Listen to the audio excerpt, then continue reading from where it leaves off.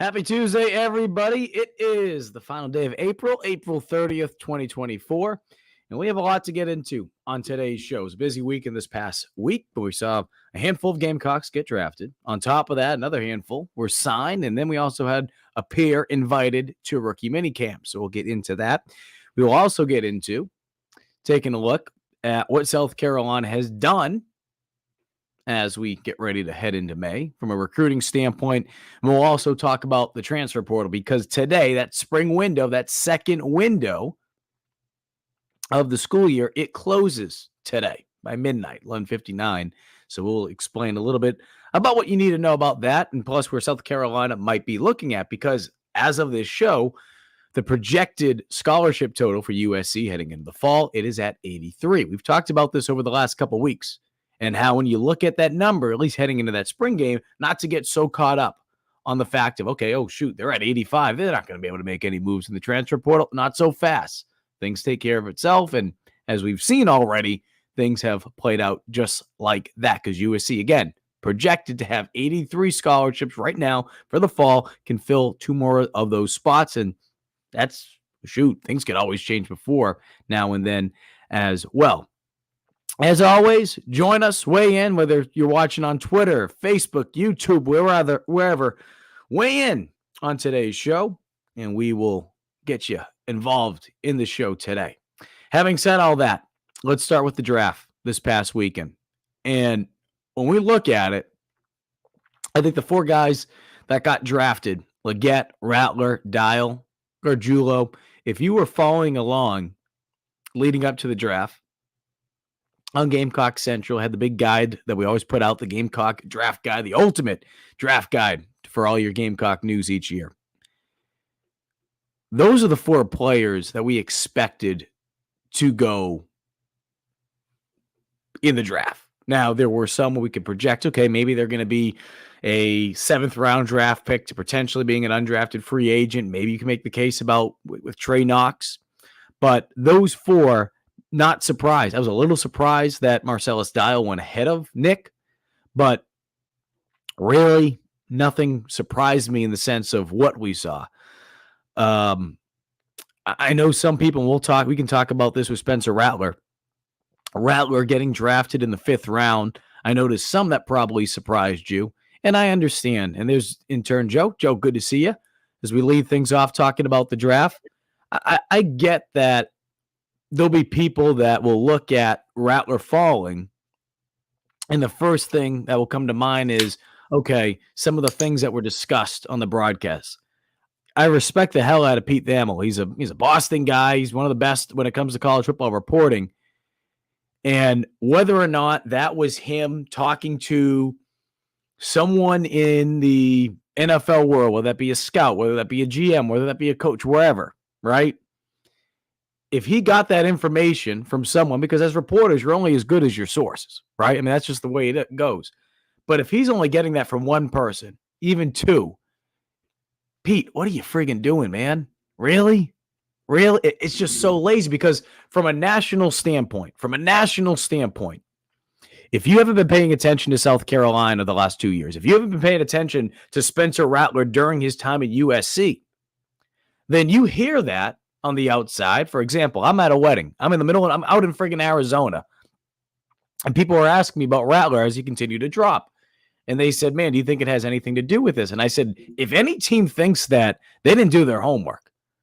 Because in my 2 years of covering the guy, that was the complete opposite of what we heard and what we saw. And I shared this story on 107.5 yesterday. I've had players in the past, when they transfer in here, I'll reach out to players on the team and I'll say, what can you tell me about this guy after a month or so, 2 months in? If they had any red flags or any type of narrative like this one that people might need to be wary of. And in the past, there's been times where players have said, yeah, this guy, we've heard that he's a scumbag. Guess what? He is a scumbag. When Rattler came in, I reached out to several players on that team, part of that team 2 years ago, and I asked them the same exact question. What's the deal with this guy? Is he a good guy? Is he what he was being portrayed to be? Because there's players on that team that I spoke to when Rattler came in here that reached out. They said, man, I'm a little worried. I'm a little worried about this guy coming in because we've seen the the documentary on Netflix and this and that, and the way he was portrayed. And then I had some of those same players get back to me 2 months, 3 months after the fact of what once Rattler got into the program, and it was night and day different with what they were telling me compared to what their original thoughts are. So I say that because it just goes to show how lazy of a narrative it was. And I bring all that up to say, I don't think that was the reason why he fell. We heard Adam Schefter, he was on Pat McAfee on his show on Monday. But as I even alluded to the other day, not exactly word, verbatim for what Schefter said, if you look at the needs for a lot of those guys, a lot of those teams, especially teams that needed a quarterback. I don't know what the hell the Falcons were doing. So any Falcon fans listening, I mean, that's a story for another day. But typically you can break it down into tiers. When a team really wants a quarterback that bad, they're going to reach in the first round. Okay. We saw that happen with 6 teams. After that, there's a totally different tier. And I think that's what we saw with Rattler, essentially. Then you have the next tier of teams looking for a quarterback. Typically in that tier, they're not going to be reaching for a quarterback in the second round. Sometimes it can be third round, fourth round, and in this case, fifth round. And if you look at Rattler, Joe, and I want your thoughts on this, he was projected to be a late third to fourth round pick. Mm-hmm. He fell to the fifth round.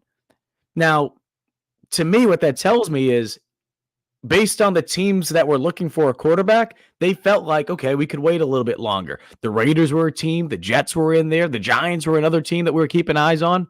But he fell to the fifth round. And he fell to a team where, honestly, when you look at the breakdown of it and you look on the quarterbacks on that roster, Derek Carr, starting with him, a lot of the quarterbacks on that roster, these are guys that have been journeymen.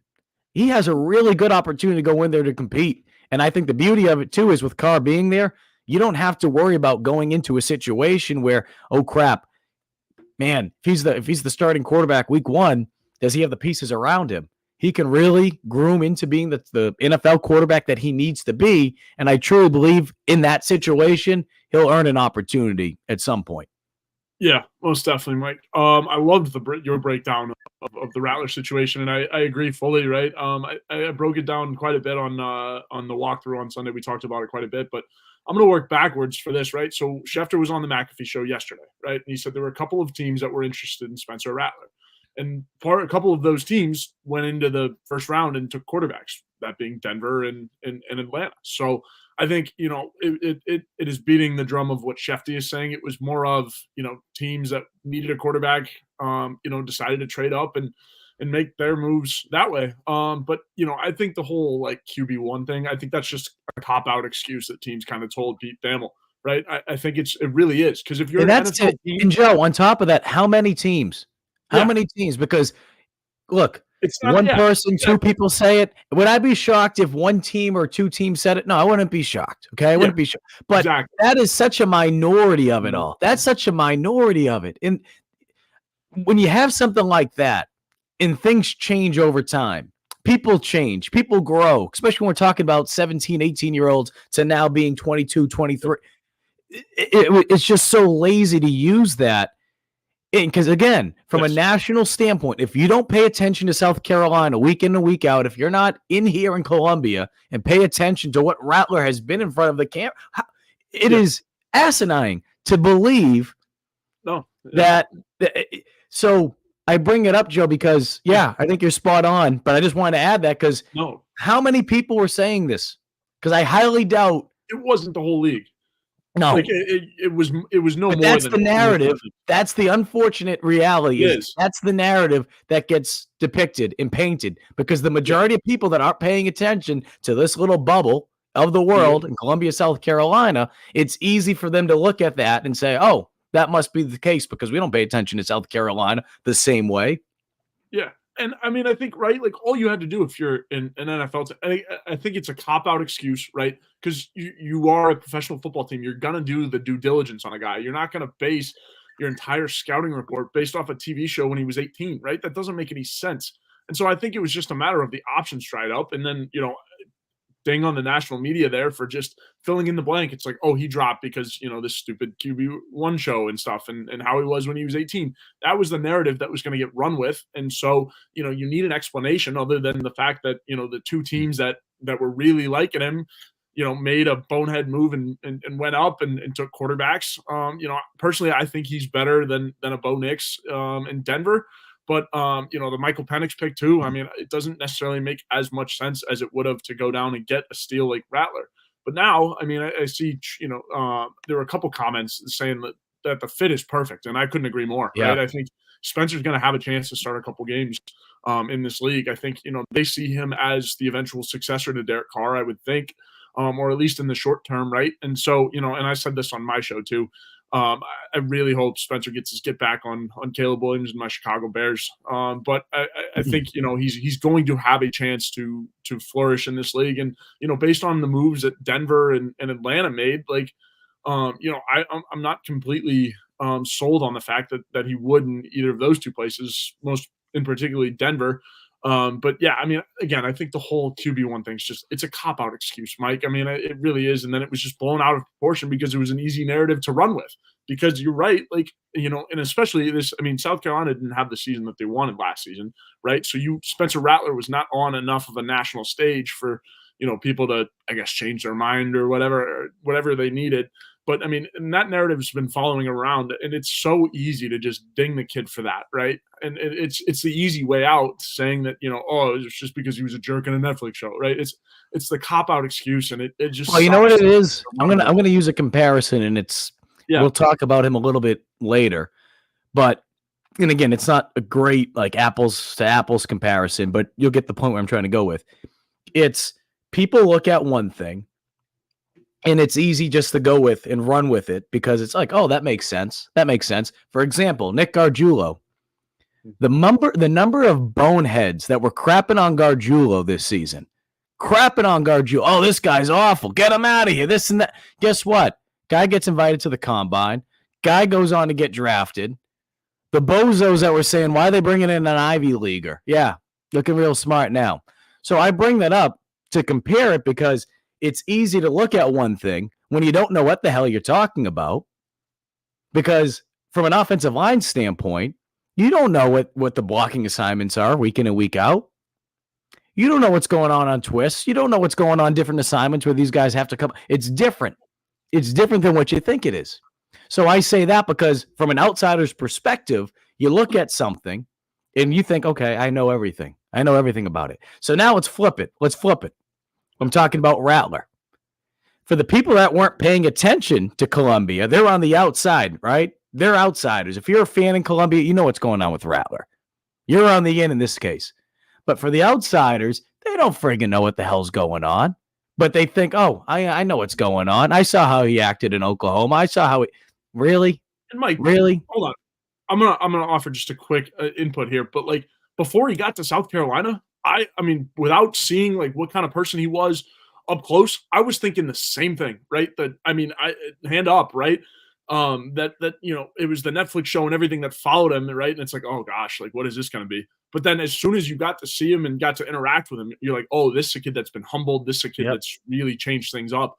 And and that was instant, right? I mean, we could see that from like as soon as he got there, the opening press conference, really, like.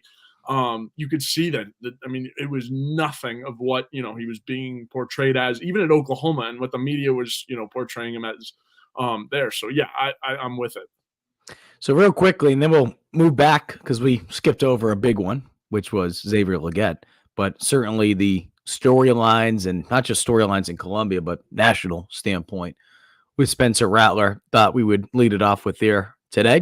The New Orleans Saints quarterback room. Now I know Taysom Hill listed as a quarterback by the Saints on their official website. He's an athlete. He's playing all over the place, but I'll mention Hill in this case. But again, I think we all know that he's someone that bounces around. He plays tight end, receiver, does everything.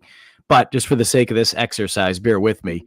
Derek Carr, Taysom Hill, Jake Haener, Kellen Mond, Nathan Peterman, and then Spencer Rattler.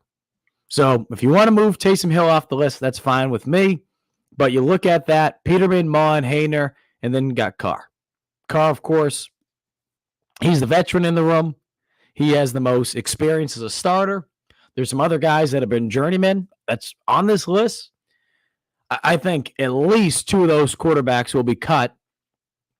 And if you, again, move Hill out of that situation and you see Carr at the top, I mean, shoot, I think Rattler will certainly be in the mix and be competing for a number 2 spot.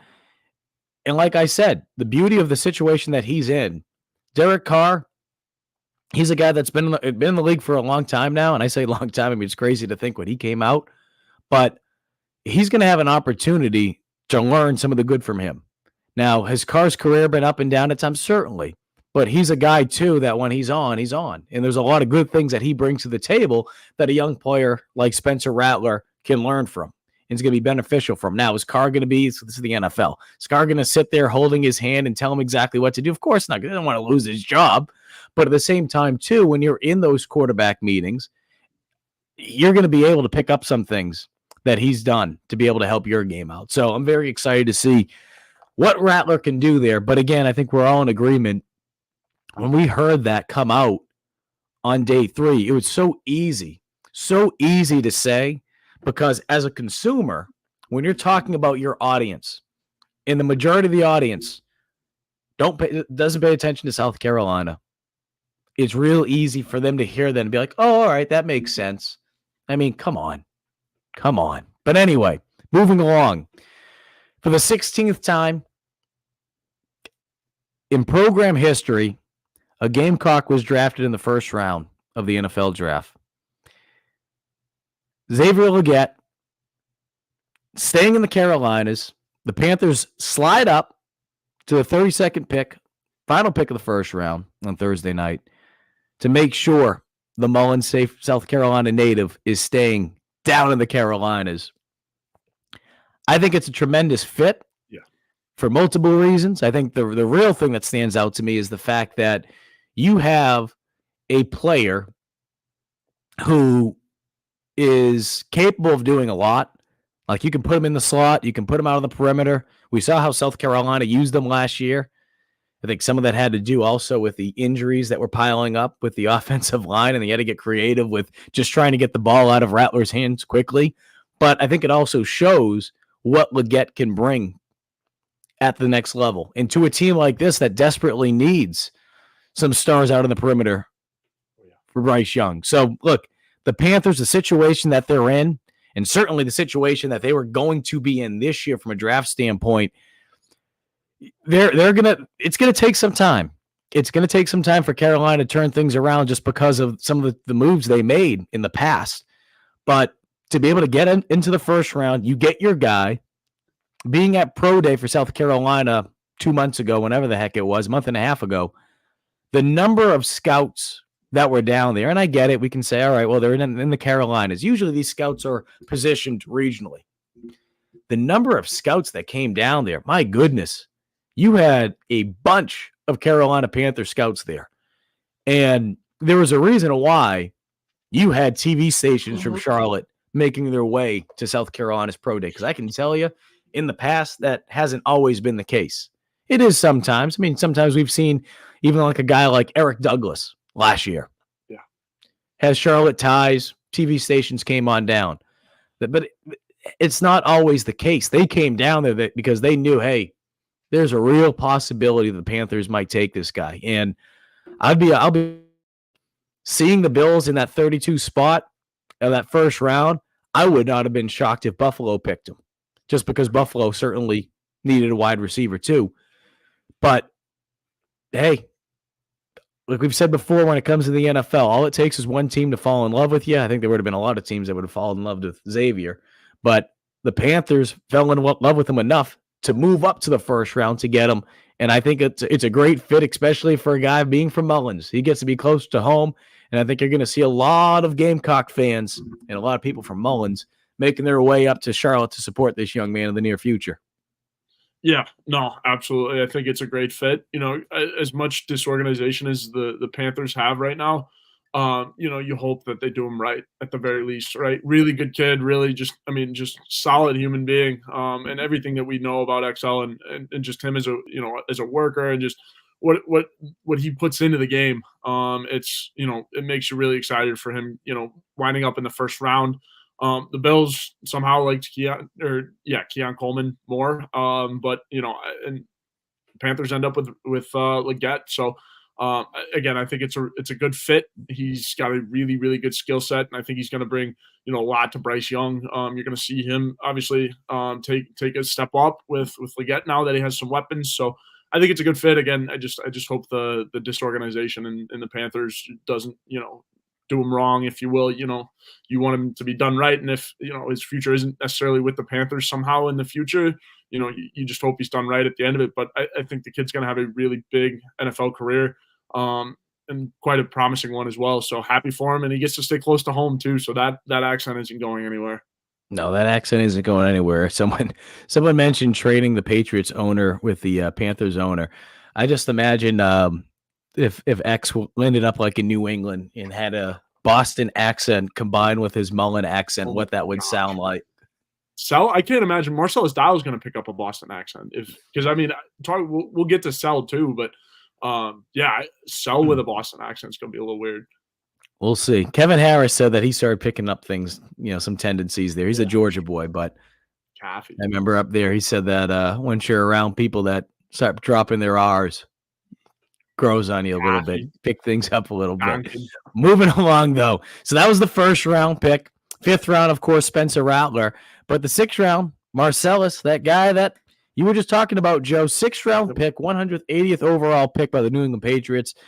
Obviously, with my ties in New England and covering the team last year, I can tell you that the Patriots, they desperately going into this draft looking for some depth at cornerback and just depth in the defensive back room as a whole. And as we've talked about before in the past, the beauty about Marcelas, his versatility, he can play at nickel. Certainly he can play out at cornerback, but also, like we've said with many of these players over the last couple of years because of Pete Lembo, these players that we see that play, whether it be a wide receiver, defensive back position, they're also impact players in special teams. And Dial did some good things as a gunner. He's quick, ran a 4.46 in the 40 at the combine, but on top of that, he's very lengthy. He can get off guys easily. I think his wingspan measures out at 6'6". So he's a guy that's going to have an opportunity to be able to make the team here, and not just make the team, but to be able to make the 53-man roster because of, again, everything that he brings to the table. It's not just a one-trick pony. And I think that's the beauty. We look at guys like Nick Muse over the last couple of years. We look at guys like Jalen Brooks, Nate Atkins, even this year's draft class. And we'll talk about some of the guys that were signed as undrafted free agents. Amarins Brown, bringing more to the table than just being, okay, I'm a wide receiver, I'm a corner. In this case with Dial, not just special teams, but he can play multiple positions defensively. And I think that was another reason why the Patriots really fell in love with him. Yeah, absolutely. 71% of the earth is covered by water. The other percentage is covered by Marcelas Dial.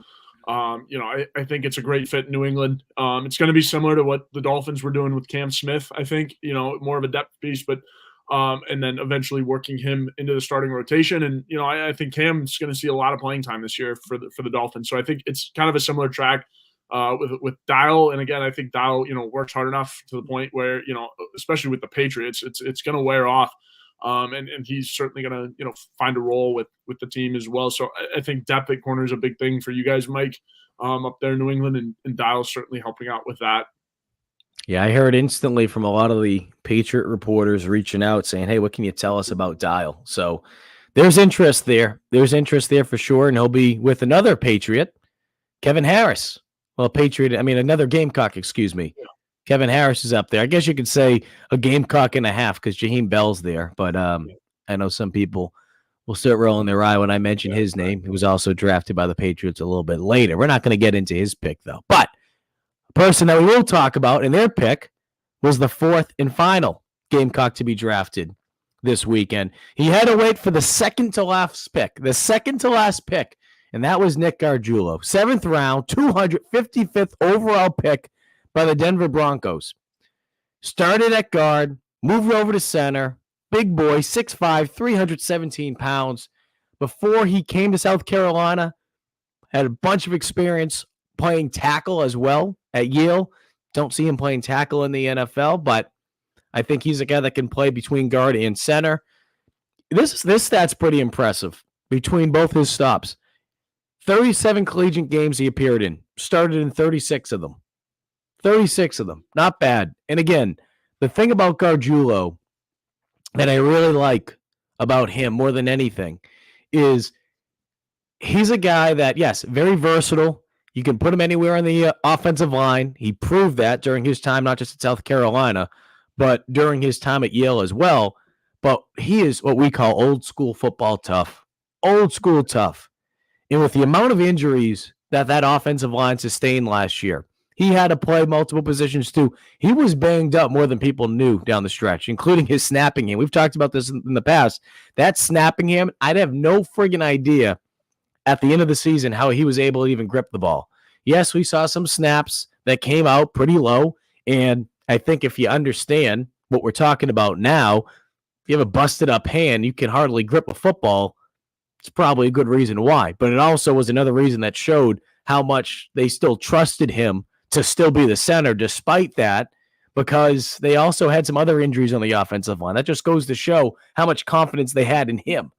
But I think what he's going to be able to do, his smarts as well, which goes without saying, being an Ivy League guy, I think he proved, and I know some people won't look at it this way because it's tough to, and I understand. The offensive line as a whole, it really struggled last year. And I think obviously a big reason why is because of the number of injuries. So it's difficult for people to probably look at the glass half full when you're talking about looking at Gargiulo. Gargiulo proved that he could hold his own. And certainly when you look at some of the players that South Carolina has recruited over the last couple of years from a transfer portal standpoint, some of these smaller school players, they've hit on a good amount, but they've also missed. I mean, that's part of it. But Gargiulo, coming up from the Ivy League, anyone that said, oh, why are we bringing an Ivy Leaguer in? And I'm not saying that's how you're going to win every year, okay? Yeah. But I think more than anything, this guy can play. This guy, there's a reason why they brought him in. There's a reason why they brought in some Division II guys in the past. I know he's not here anymore, Mario Anderson. Mario Anderson, as he was able to get more comfortable here, guess what? He became one of the best running backs on your team. And he would have easily been one of your starters until he decided to leave. But you know what? Things happen. And you brought in some really talented guys via the transfer portal to compete in a room that also returns Juju McDowell as well as DJ Braswell. But where I'm trying to go with all this is some people get so caught up with, well, why is this player? Why aren't they going after this guy? Why are they going after this one of the transfer portal? This guy, small school. Relax. There's a reason why. And again, Gargiulo, he proved that doesn't matter where you start in your career. Doesn't matter. He came in here. He was their bright spot on the offensive line last season. No question about it. In a year that is very difficult to look at that positional group as a whole and take any good away from it. I understand. But it was still good enough for him to receive an invite to the NFL Combine as well as being drafted in the NFL draft. Pretty damn good for a guy who was an Ivy Leaguer a season ago. Yeah, absolutely. So happy for Nick Gargiulo, right?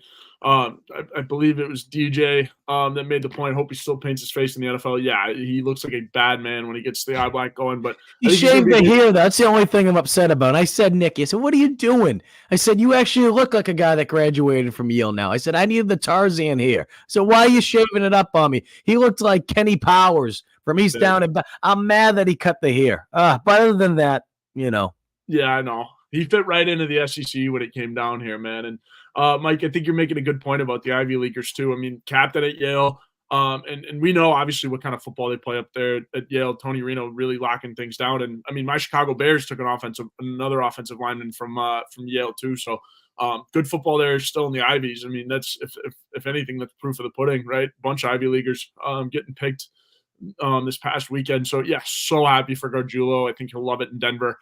And yeah, he proved at South Carolina that he can, make the adjustment, move over, right, if he needs to. And I think that's something that, NFL teams certainly look at a lot. I know Joe Alt, he was recruited at Notre Dame to play tight end, and then they moved him into tackle. And I know that was one big thing for Harbaugh and all them. It's like you can plug him and play him, right? Same thing with Gargiulo. When a guy can move positions, it adds to the NFL caliber of somebody like that. If you can move positions and play it well, I think it's really good. And Gargiulo, finding his home in Denver, and I'm really excited for him. I think, he's got a really good shot, make the team and make this a lengthy NFL career. Someone asked Big Red, says, how do you grade guys on the line when it's such a collective effort kind of position?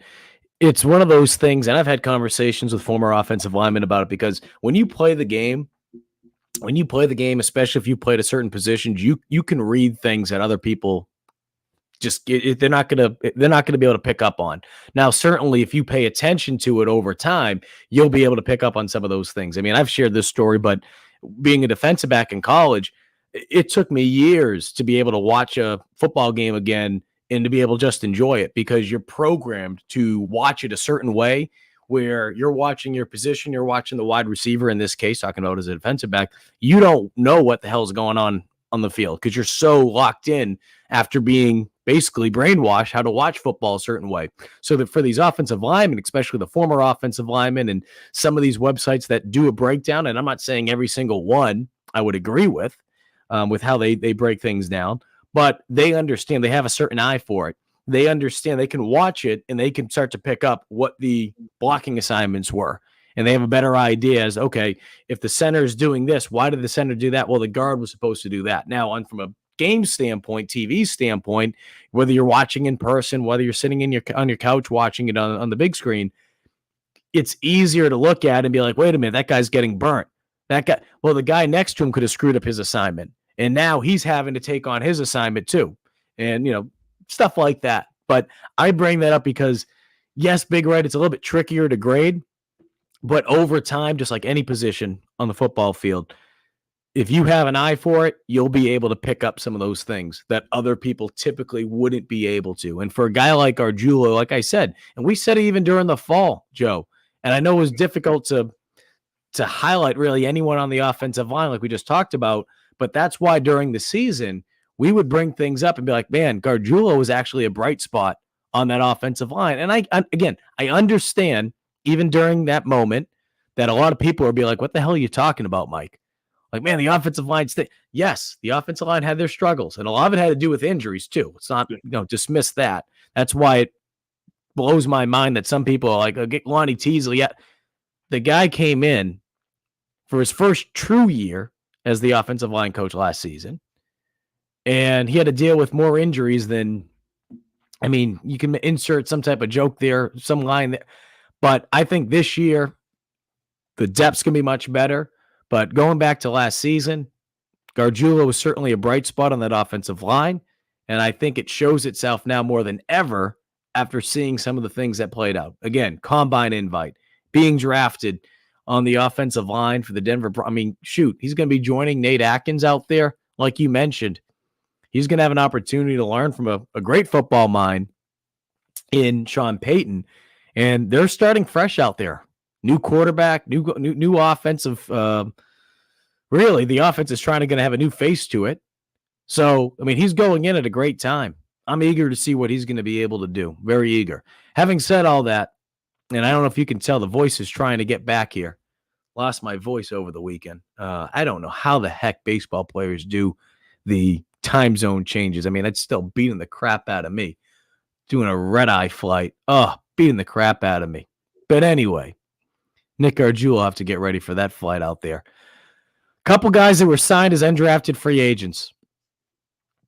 Amarins Brown had an opportunity to interview him a couple days before the draft, going back to last week.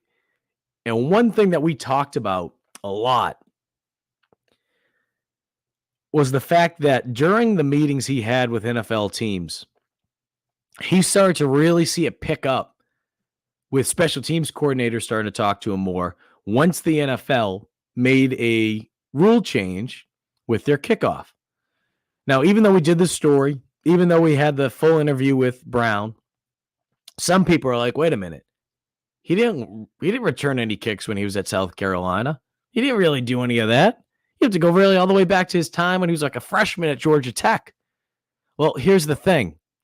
With the way the kickoff rule is, the new kickoff rule, it's not the traditional way that we are all accustomed to knowing it to be. More than anything, it's going to be very similar when you're a returner in terms of like the vision and similar to that of like a screen pass. You catch the ball, right, on the kickoff, those holes are going to be quick. They're going to open, they're going to close quick. So if you're a running back, if you're a receiver, especially that is successful with screen passes, there's going to be a place for you to earn an opportunity with an NFL team, especially through special teams. So with Brown talking about that, there's been teams that are interested in me to playing wide receiver, but special teams is what some people are like, wait a minute. Now I think people can start to see that because not only was he signed as an undrafted free agent, Joe, I put this in the story, talked to his agent, Sarah, shout out to her, giving us the information about this. Signed as an undrafted free agent with the Cleveland Browns. The deal includes a $20,000 signing bonus and $150,000 guaranteed. Now, we're talking about NFL money. In the grand scheme of things, does that sound like a lot? No. For an undrafted free agent, for a guy like AB, in comparison to some of the other undrafted free agents that the Gamecocks had this year, I don't think people would have looked at AB and said he's going to be the one making that. But again, his value is much more than I think people understood it was going to be. And that's why I can tell you, too, now that probably around the fourth round, I'm looking at my phone now. I'm trying to get the times of this. Probably around the fourth round was around the time that the Browns really started to have more conversations with Brown about, hey, look, we'd love to be able to draft you. If it doesn't work out, then we'd like to sign you as an undrafted free agent. So those numbers, I mean, the numbers are starting to flow even before. And that typically happens, especially for a guy they really, really want, because teams will kind of play out in their head, okay, let's look at what we want, what we need, who do we feel like could still be there as an undrafted free agent, but let's put this thing in place as quickly as possible because as soon as the draft ends, we want to be able to get this done quickly. And as Lynn said, AB was signed, quick after the end of the draft. Yeah, Lynn, it was by the time it got to the seventh round, from talking to AB's agent in real time as this thing's playing out, they want to give you that opportunity to be able to hear your name called and all that, right? But it's not going to play out that way for everybody. I mean, it's just the way it is. So the fact is they really liked AB and they really wanted to be able to give him an opportunity. So the numbers were all done. The only thing that held it up, it's funny, we can talk about it now. I'm at a friggin' wedding. I'm sitting there. I apologize to the bride later. It's one of those unattached weddings or whatever, don't use your phones. I'm sitting there and I'm getting the numbers and I'm like, all right, well, Gamecock Nation comes first when it comes to football news. I can't sit here, Someone said I do. Hopefully the other one said I do too. Seems like they're happy. So, got the story out there. But yeah, the deal was going to get done. The reason it got held up a little bit was AB just had to get his signature on it. And that was taking a little bit longer. I don't know. I don't know if AB went out for a burger or something. I don't know. But eventually, paperwork came in. He was good to go. I like this. The Browns really, really, really like him. This goes back to some of the things we talked about during the draft process. We shared during the Gamecock Ultimate Draft Guide that the Browns were one of those teams that keep a close eye on when it came to AB. And as we see here, AB going to Cleveland, if you've been paying attention on Gamecock Central, this one should not surprise you at all. Yeah, Brown to the Browns. I love it. Happy for AB because this is a unique skill set, right? You can throw him in the slot, really good on special teams as well, right? And we've seen the Browns do a lot with that, really give some of these young guns shots on special teams. So I think it's a perfect fit for AB, right? Especially as an undrafted free agent. He got to negotiate a little bit. And then, so I'm happy for him. I think it's a good fit out there in Cleveland. Good organization, too. And so, good stuff for AB. And I think, again, what I'm looking to see out of AB is him just start to carve a role for himself out on special teams, and then everything go up from there, right? That's all it is. Yeah. It's all it is. You earn opportunities, and I like this. God Loves Comics says AB's draft stock dropped when teams learned that Shane Beamer beat him head-to-head in that 40. That was that reenactment of the Office episode when they were running outside of the ops building. For those of you who don't know what God Loves Comics is talking about, that was a good clip. Appreciate you bringing that one up. I like that. But no, he's going to have an opportunity. He's quick. I think what I like about AB outside of special teams, he's quick, and he's someone that, despite his size, he can take hits and he can get up. Now, certainly when you're talking about going from the SEC to going to the NFL, even that is the closest. That is the closest when you're talking about preparation in comparison to any of these other conferences. And no disrespect to the Big Ten, but I mean, let's call it for what it is. There's a reason why when you look at the NFL draft year in and year out, there's just so many SEC players drafted. It's essentially the farm league, right? So when I look at AB, he's someone that is capable of being able to take those hits. And I think that's another thing that will help him, because when we talk about the new kickoff format, things are going to change with that as well.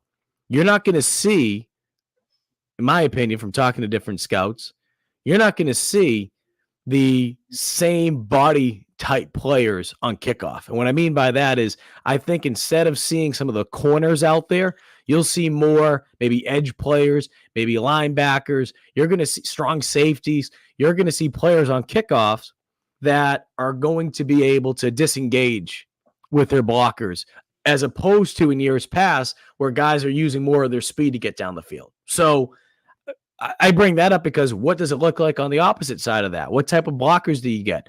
Do you see tight ends out there? Do you see maybe even wide receivers that are good stock blockers? So we talk about AB being back there as a returner, no question. I'm not saying AB is going to be a stock blocker on kickoff, but God forbid, if he proves himself to be a good blocker out there, that's another way you can earn yourself an opportunity. So many, many different ways to be able to earning spots now because of special teams. Special teams seemed like it was starting to slowly drift away. That's why players, unfortunately, like the great Devin Hester, you saw them towards the end of their career, their careers kind of sped up a little bit in comparison to what it should have been. They should have been able to stay out there for a couple extra years.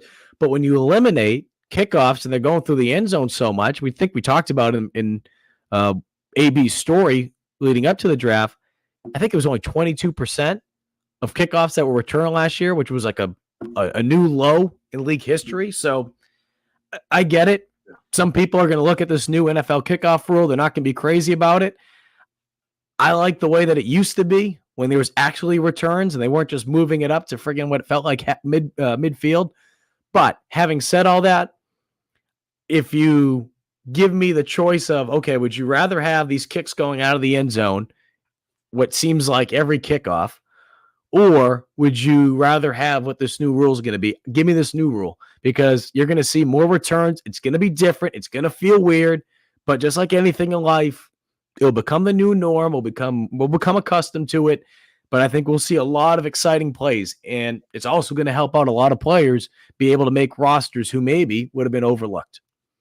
Yeah, absolutely. No, and I was about to make the point Big Red makes right here. Any way you can get on the field makes them more valuable to the team, which reflects in the paycheck. Yeah, absolutely. Any opportunity you can get, especially if you're a young player, right? Jay Diz says, I'd like to see a young Melvin Ingram on the new kickoff teams. Oh, goodness. Jeez. My goodness. Can you imagine putting him, or I say high school Clowney, but healthy Clowney back. I just way more that was a conversation that popped up last week, talking about some of the best high school highlight tapes you've ever seen. And Reggie Bush certainly is up there. But my two favorites, number one, Noel Devine. I think hands down, that's my favorite. But number two would be Jadeveon Clowney, because the beauty with Clowney was you didn't even need to circle him. You didn't even have to highlight him. You knew. He looked like one of those like created players. Like you try to play like whether it's Madden or NCAA football back in the day. I mean, he was just the biggest guy on the field. He ran the fastest. He looked like a creative player out there in high school. I mean, it was It was ridiculous. So I don't know, maybe a high school Clowney back there. I don't know. High school Clowney might be able to break one through there with that return set, but we'll see. Moving along, though, because I do want to talk about some of the high school recruiting and portal. Trey Knox, tight end, signed by the Minnesota Vikings. I think that one, Joe, when we look at it, may surprise some people. A guy that could have been drafted. I had him projected to be drafted in around that 7th round to potentially being an undrafted free agent.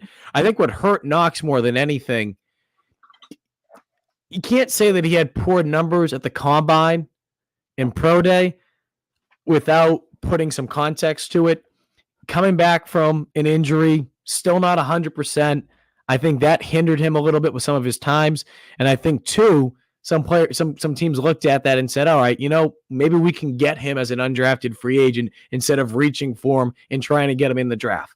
For Knox's case, he goes to Minnesota. We know that there's another tight end there that played football for the Gamecocks, Nick Muse. Interested to see what Knox can do on special teams because that's been what's helped Muse. Muse just got a new contract recently. That's one of the reasons why, is because Muse has done so much from a special team standpoint. Now, in comparison to some of the other tight ends across the league, Muse hasn't really played that much. He got called up at times, but I think this is going to be a good opportunity for Muse to be able to see more playing time. If you're a guy like Trey Knox, though, you're trying to come in there and saying, hey, not so fast. So he's going to have an opportunity, but he's going to have to step up on special teams because that's what some of these other guys across the league have done, especially when you're in the situation that he's in, which is being an undrafted free agent. Tyreek Johnson, I love this. Going up to the New York Jets. He's going to be reunited with a former Gamecock linebacker, Shaq Wilson. If you think for a minute that didn't have a role with this, you're crazy. Shaq loves being able to get those Gamecocks up there. Good opportunity for Tyreek to go up there. Edge player, a guy that can play not just on that defensive end position, but he can also get bumped in a little bit. His big thing, and we're going to say this about a bunch of guys, it feels like here, just staying healthy. Dealt with injuries early on in his career, but as he demonstrated this past season, being able to be as healthy as he's been in a long, long time. 3.5 tackles for a loss, 2.5 sacks coming this past season. Jordan Strawn, mini camp invite to the Tennessee Titans, but he also told me on Sunday night that the Kansas City Chiefs have also invited him. And for those of you that aren't familiar with how some of these things work, when you're invited to a mini camp, essentially it's like a tryout. So you can go to as many of those as you want if a team invites you. So he'll have 2 cracks at it. Again, with Strawn, the injuries piling up. If he doesn't get hurt week 2, 2022 against Arkansas, I truly believe Strawn would have been a 3rd, 4th round draft pick because he was a freak athlete. We saw that when he was at Georgia State, comes on over, plays behind some talented guys at edge like J.J. Anambare and Aaron Sterling, waited his time, gets on the field when he had that opportunity. But what happens? An injury happened. But I think Strawn's going to have a chance to be able to prove people that he's still capable of doing a lot of good things. But again, you get a camp invite because of those injuries. Prove yourself. I think there'll be a spot for him somewhere in the league. And finally, this one makes me just smile. Carryon Joyner getting a camp invite to both the Seattle Seahawks and New Orleans Saints, as Joyner told us on Saturday. So congratulations to Joyner. Saturday was the Seahawks one, and then on Sunday he told me about the Saints one. What I really like about this one, Joe, with Joyner, having the opportunity to go down there with the Saints. Yeah. I mean, when we think about Taysom Hill, I mean, he was essentially South Carolina's Taysom Hill. So if any team can find a way to make it work, I think it could be the Saints. But again, having an opportunity to go out to Seattle, just fine. And by the way, he's getting brought in as a running back. But as I've told other people and from talking with DK over the weekend, I wouldn't look at DK as just a running back. He's someone that could bring multiple things to the table. And I think anywhere he goes, whether it be, just these 2 camp invites, Seattle, Saints, they're going to look at him as not just a guy you hand the ball off to. He's going to be someone that can make an impact as a pass catcher, someone that can also play on special teams. Don't forget, he was a personal protector on the punt team, did a really good job with that. We talk about this new kickoff rule. I think Joyner is exactly what you're looking for as a blocker up front. I mean, my goodness, what he was able to do as a personal protector, that's someone I could see go up there. Being a wide receiver, he developed his skills.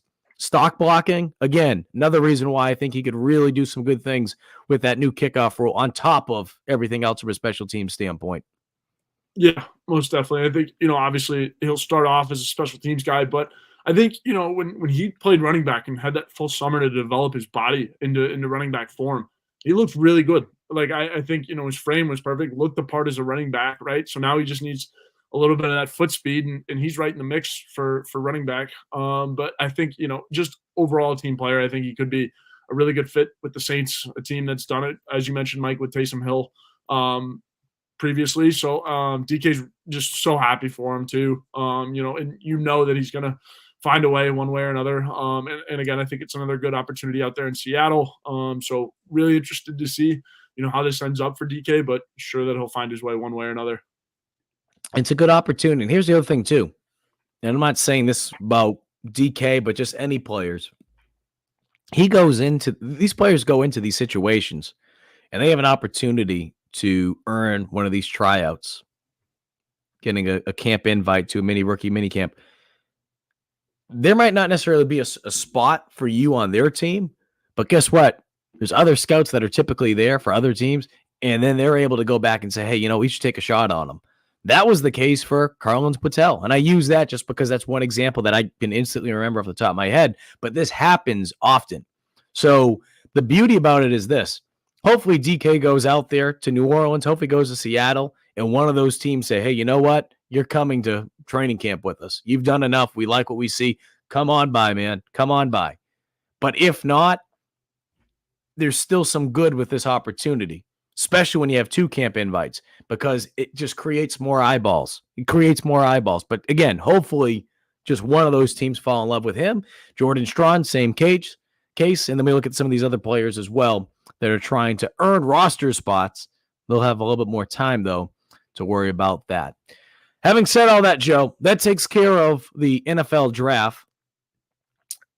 But, and I will throw this out there, too, because some people get confused by this. Dante Turbo Miller, he signed with the Giants earlier this month. It's a big popsicle headache, but bottom line is, Turbo is not part of this year's draft class, despite the fact that he took part in Pro Day. There was a misunderstanding, I guess is the best way to word it. And Turbo, because he was ineligible last season, still stuck around the program, because he was ineligible, he was actually eligible for last year's NFL draft, the 2023 draft.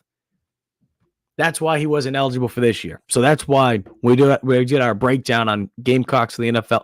That's why we didn't include him, but I included a little sentence or two at the bottom because, again, some people that might have gone over their head, be like, wait a minute, I saw him at Pro Day.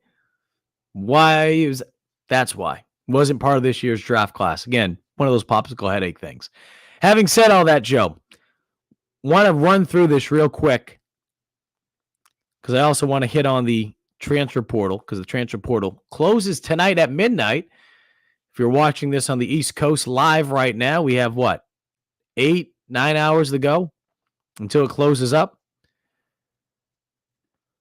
But a couple things to mention where South Carolina's recruiting class for 2025 stands at as of today. Right now, it is currently ranked 24th in the nation based on the industry ranking football team recruiting rankings. Say that 5 times fast.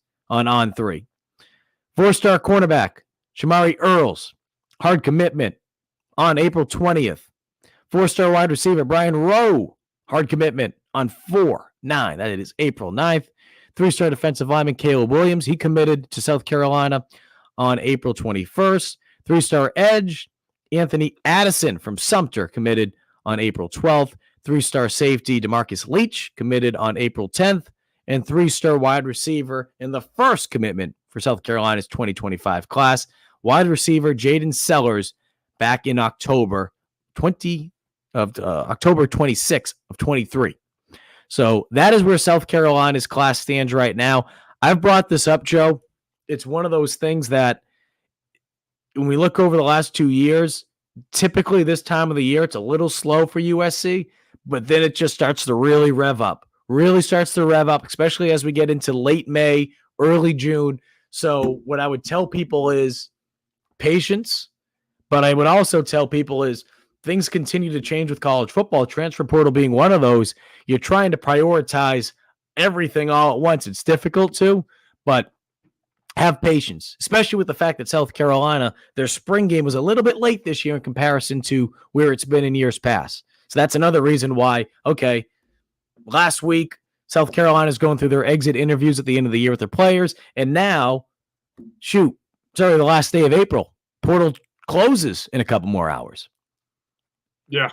No, I mean, Mike, it'll be interesting to see, how things work out. Obviously, this portal window a little bit quieter for South Carolina than the one in the fall, in winter. So we'll just have to see. I think, it is one of those patience things. Like it's going to come around, but you got to remember South Carolina just wrapped spring football. What was it? I guess we're entering week 2 weeks ago, right? So it's coming up. Obviously, closes tonight to midnight. So it'll be interesting to see how things pan out. But as we mentioned, Mike, I think it's just slower this time of year for South Carolina, and most of the moves are made in December. Yeah, and I wonder if this will be a thing too, if we'll start to see a pattern on it, simply because you try to prioritize everything you can, right? Certainly when I think of prioritizing, the first and the biggest thing is making sure that guys stay. And I think South Carolina did a really good job with that. There were a couple guys that decided to leave, Fugar being one of them. We saw Nelson leave, defensive back. But those two didn't surprise me, because when you look at the depth chart and you look at certain positions and you look at, okay, where's this guy potentially factoring in? And the other part of it too is those are conversations that happen in those exit interviews. I'm not telling you verbatim for what Shane Beamer said to these guys or what the positional coaches said, but typically in those meetings, you go in there and they ask you, meaning the coach, the player, how do you think your spring went? Where do you think you can get better? Where do you think maybe you took a step back? What can you do in the offseason to take your game to the next level? And then there's honest conversations based on where do you see yourself as a player factoring into next year's depth chart. And then the coach responds and he says, well, I think this is realistically where we see you. And depending on your situation, if you're an upperclassman, maybe there's an underclassman that beats you out, whether it be in the fall or even in the spring potentially. Now you have to look at yourself in the mirror and debate, okay, do I want to stay here or do I want to go somewhere else? And for some of these players, they're going to take their chances elsewhere. But with that being said, Joe, it creates opportunities now to use some of those scholarships on positions that South Carolina certainly would like to use. Now, when we look at USC's scholarship count right now, as of today, the projected number of scholarships that South Carolina has already filled up for the fall, it is at 83. So 83, what's that leave you with? 2. Now, that does not mean things could always change over the next couple hours. We're taping this.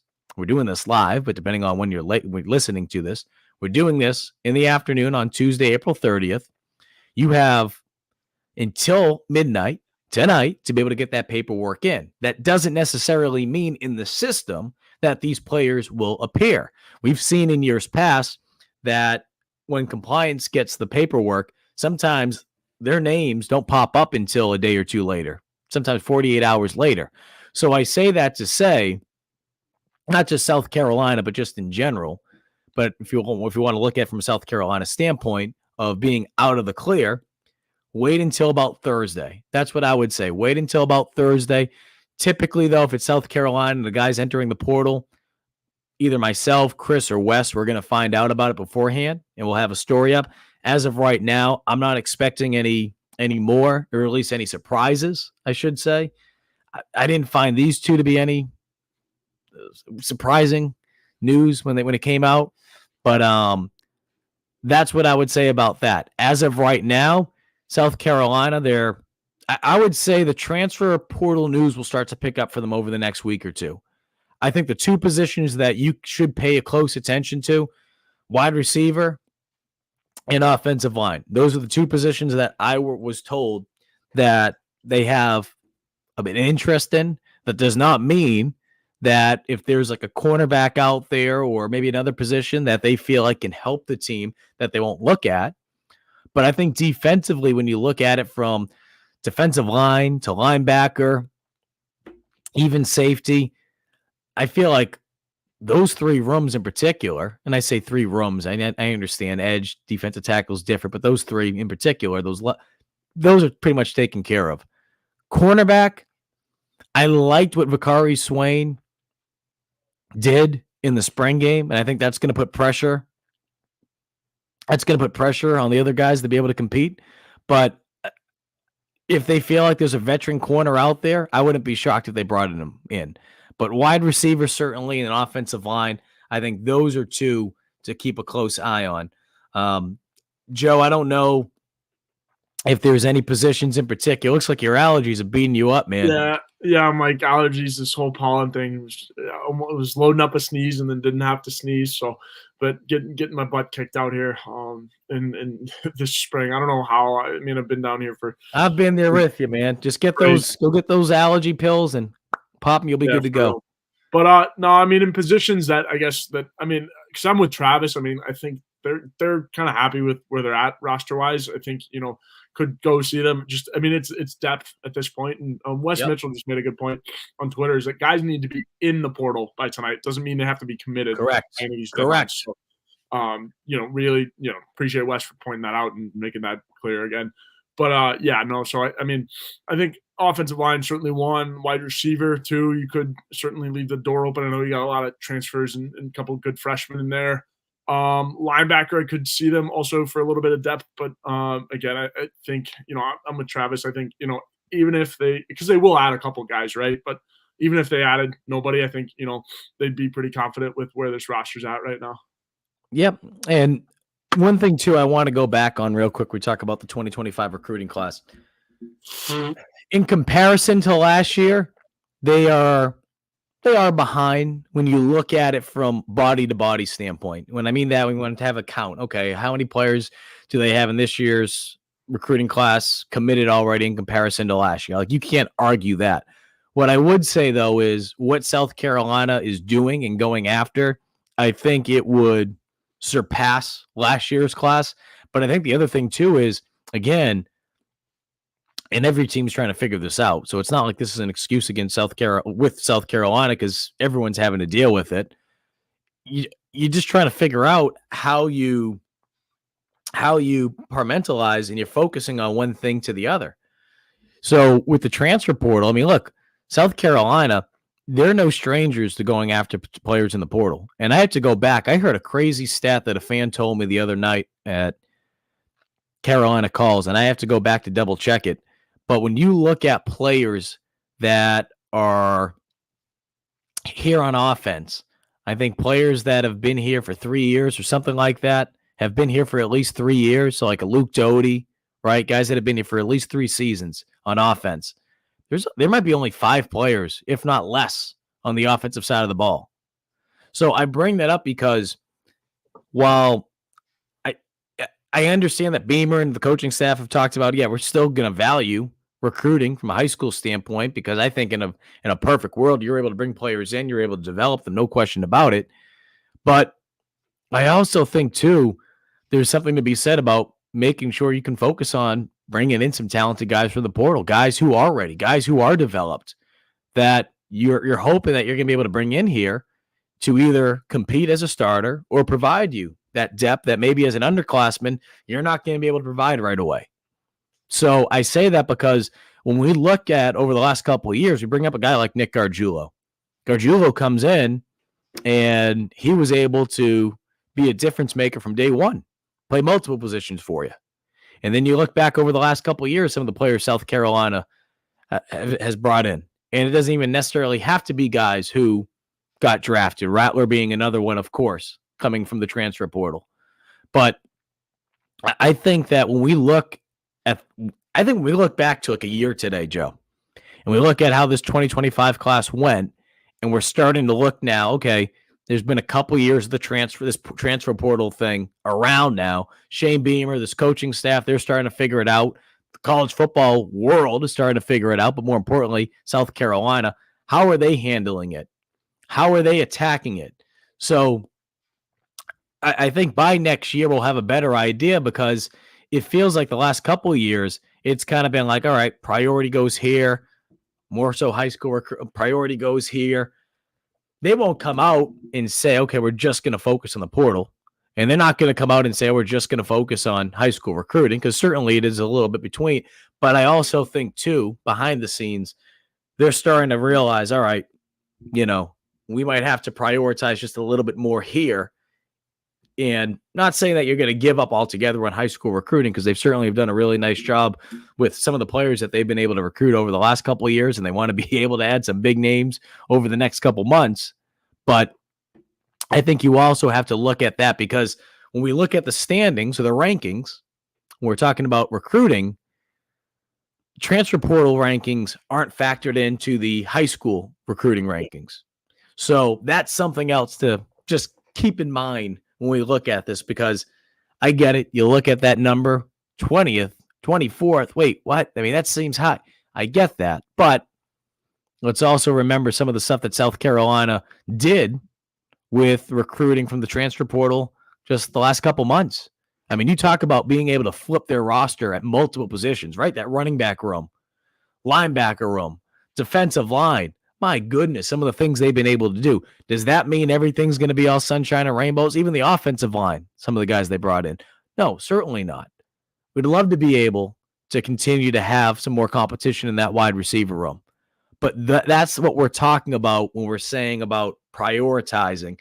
In a perfect world, you'd like to say, okay, they're going to be able to divvy everything up the same. The reality is there's only so many hours in a day. And you're not going to be able to do that. I don't care what kind of staff you have. They could have all the people in the world. It's very difficult to be able to do that. Very difficult. But that's just my 2 cents. Any final thoughts on that, Joe, before we say bye-bye and do our ads? No, I got nothing. Yeah, Travis says this.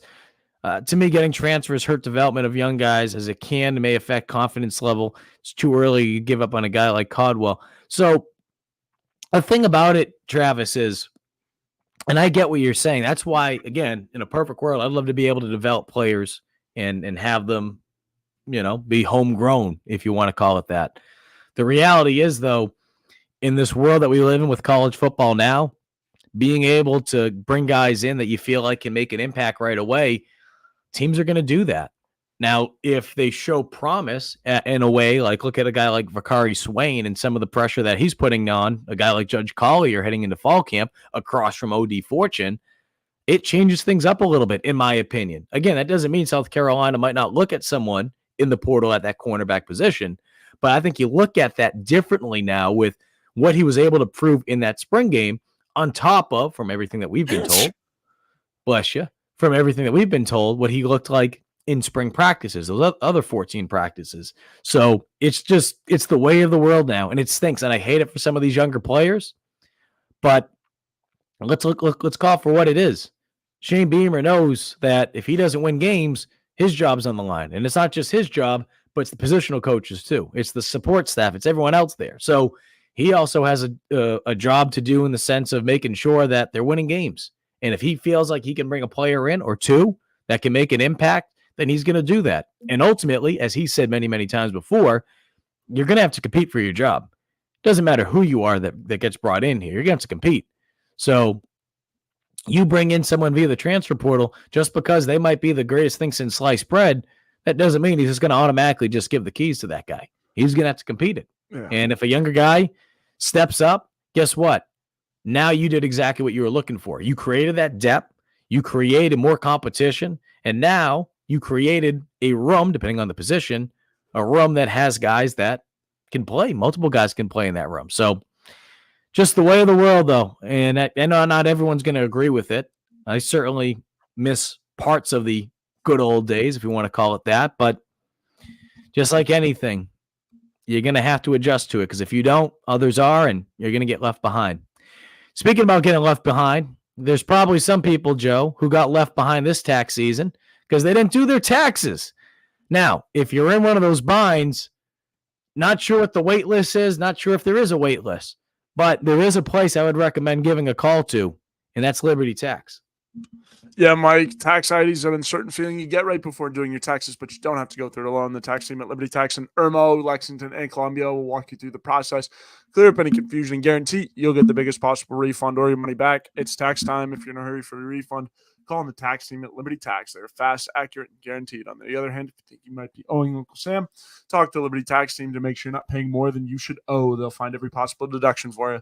Locally owned and operated, staffed by tax professionals from your neighborhood. Open 9 to 9 on weekdays and 9 to 5 on Saturdays with multiple service options. Start through the Liberty Tax mobile app or through the desktop portal. Make an appointment or just walk in. Give the call to upload your tax documents. And when you come in, your return will be ready to review and sign. Give them a call on your screen right now. And for those listening, 803-462-5576. Once again, 803-462-5576 for all of your tax needs this tax season. And today's show is also brought to you by our good friend Clint Hammond over at Movement Mortgage. If you're in the process of purchasing a home, or you're trying to find the lowest rate in the market, or maybe you're just interested in potentially buying a home in the near future, do exactly what our very own Wes Mitchell did, as well as former Gamecock quarterback and captain Perry Orth. Shout out to Perry. Celebrated a birthday yesterday, making us all feel old. I think he turned 31. Give Clint a call, 803-771-6933. It's a good show today. If you missed it, plenty of Gamecock talk on all levels. Talked a lot about the NFL draft early on. Talked about the recruiting class for 2025. We also talked about the transfer portal a little bit as well. If you missed any of this show, head on over to the Gamecock Central YouTube page where you can watch it in its entirety for free. Also, subscribe today. That's also free. Get a little notification every time one of these GC live shows drop or any video on Gamecock Central. Or if you're a podcast listener, head on over to the Gamecock Central Podcast Network. He's Intern Joe. I'm Mike Yu. Appreciate everyone that tuned in today. Enjoy the rest of your Tuesday, and we'll catch you on Thursday, GC Live Afternoon Drive.